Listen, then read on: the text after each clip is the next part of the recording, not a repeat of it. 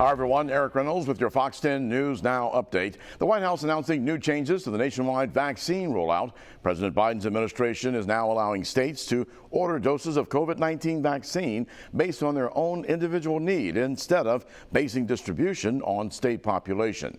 Now, this means that when a state orders fewer doses than they qualify for, the extra can go to areas that require additional shots. Health leaders in some states are now even going door to door educating folks about where they can get a shot. There's obviously some vaccine hesitancy going on, and when they know the facts, I think it'll help get them out. This comes now as the number of available shots is outpacing demands. Data from the CDC shows now that as of March, roughly 200,000 doses have been wasted nationwide.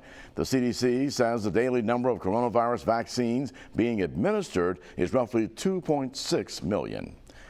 Meantime, President Biden setting a new vaccination goal. The president says that he wants to deliver at least one dose to 70% of American adults by July 4th.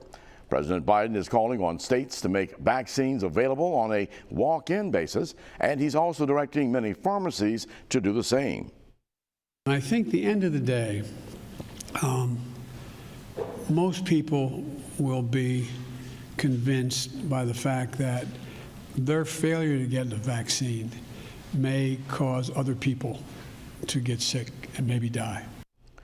The president says that he's focusing now on funding more outreach campaigns and making plans to vaccinate adolescents. The FDA is expected to decide whether to authorize emergency use of the Pfizer vaccine for those ages 12 to 15 as early as next week. Fox 10, of course, is committed to helping with the vaccination effort. Our Get Vaccinated event is Friday at Infirmaries Pro Health. That's off of Spring Hill from 7 until 2. Now, it's free, and you're welcome, of course, to walk in. Just bring your ID and proof of insurance to register. Now, you can also go to our website to print off and fill out the consent form. Heavy rains, meantime, continuing to cause problems in our area. Our cameras are rolling as one driver tried to barrel his way down a flooded street in Midtown Mobile. Now, the driver at one point losing control and then hitting the curb. It happened on Gale Street just after 10 o'clock. Now, he was fortunate to just barely make it out of there. But other drivers, well, they weren't so lucky. Flooded streets in Midtown stalled several cars, keeping Mobile police and the wreckers busy last night. I'm meteorologist Michael White with your Fox 10 Storm Tracker report, and that is a look at the radar just before 4:30 in the morning.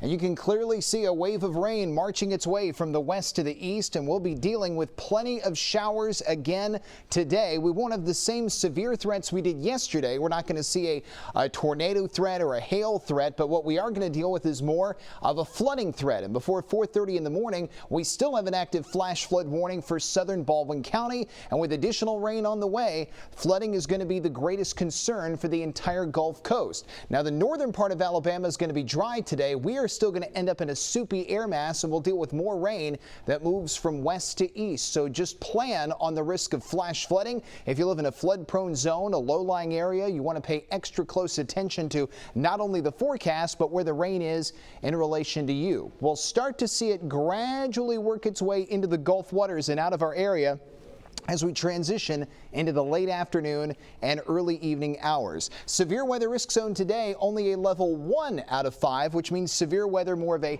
possibility rather than a probability. As far as your weather headlines for today, more rain ahead for your Wednesday. Then tonight, the sky finally begins to clear out, and as we move in towards tomorrow and Friday, our old friend the sunshine is going to make a return appearance. Let's go through the Fox 10 Futurecast, and here's the morning rain. And here's more rain that's going to be coming in as we hit mid-morning. Some of the rain has the potential to be heavy. Keep that in mind. There will be more rumbles of thunder. Now, by 1 o'clock in the afternoon, most of the rain is going to be from Interstate 10 southward. If you're north of I-10, you'll probably be dry for the remainder of the day. And then as we go forward toward 5 o'clock, you'll see almost all of the rain is gone. And as we move in toward 8 o'clock, not only will the rain begin to move out, the sky will slowly begin to clear. So here's a glimpse at how the next 7 days stack up. Highs stay in the low 80s. The humidity drops. Mornings go back to the mid to upper 50s for Friday and Saturday morning. Not bad for Mother's Day. Rain chance slim, but the air gets really humid again next week, and we'll have to deal with more scattered showers. We'll be talking much more about your forecast throughout the day right here